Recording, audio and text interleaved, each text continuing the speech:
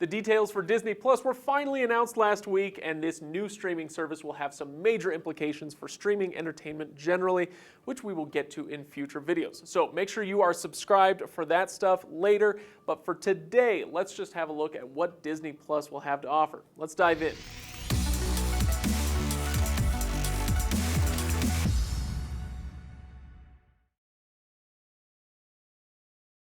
Now, first, let's talk about some basic details on Disney Plus and how it's going to work. It's going to cost you $7 a month or $70 a year if you sign up on a yearly basis.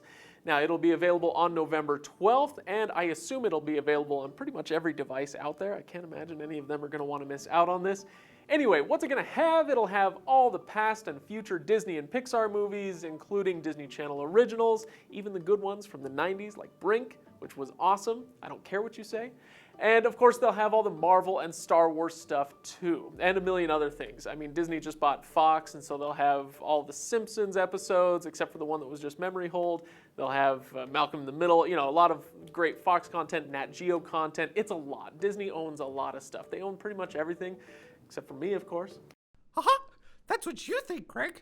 Anyway, it's not just that back catalog. The big Disney Plus originals that have been announced at this point are the Marvel and Star Wars spin-offs. There are other ones, but these are the big ones. On the Marvel side, there's Tom Hiddleston's Loki show, a Hawkeye and Falcon show, and even a show starring Wanda and Vision called WandaVision.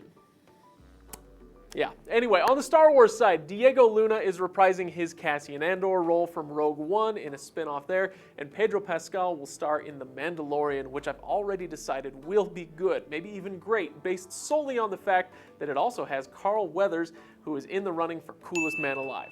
Now, original shows are great, but up front, the back catalog is going to be immensely important. Nerds like myself will love the Star Wars and Marvel stuff, sure. But what about others? Well, obviously, for the parents of small children, $7 a month for all the Disney and all the Pixar titles that you would normally have to rent or buy to watch, it's going to be quite a bargain. In fact, it's such a bargain that I'm predicting a price hike within a year of this service starting, a year at most. They just need to get you in that door, and then they're going to have you hooked forever. Frankly, though, that's probably not such a bad thing, because even with a price hike, it'll be worth it. Let's say Disney Plus eventually equals Netflix in cost. That'd be $13 to $16 depending on streaming quality and number of streams. And that may sound like a tall order right now, but what about when Disney really ramps up production and instead of a handful of original shows, we have hundreds of high quality shows and movies that you won't see in theaters, you won't see on TV, and that you only have to fork over a couple of bucks a month for? Yeah, give it a few years, and I'm guessing we're about to have another Netflix on our hands. And speaking of Netflix, this all brings up some other very big questions about streaming, like I mentioned. So we're going to take all this Disney Plus news and the other industry stuff that we've been talking about over the last few months here on this channel, and we'll use it to predict the future of streaming entertainment. It's going to be fun. But before that, like, subscribe, and comment on this video. Let me know whether you'll be signing up for Disney Plus on day one, like everyone else.